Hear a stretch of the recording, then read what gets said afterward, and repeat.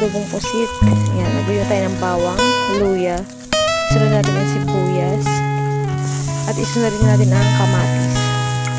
Ilutuin natin ng lutong-luto yung kamatis hanggang sa madurog ng madurog, kagaya ng pagturog niya sa'yo. Charis! Yan, turugin lang natin hanggang sa maluto. Pag naluto, ilagay na rin natin yung pusit. Yan, konti lang kasi dalawa lang naman kami kumakain. Or two.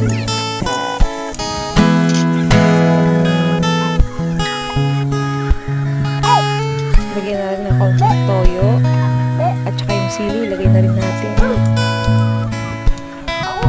para mas masarap. Lagyan natin ng kaunting suka.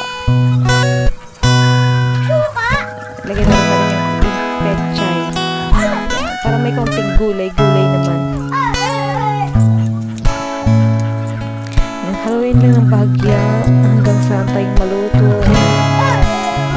Pagka ganyan na yung itsura, haluin mo lang. Yan, okay na yan.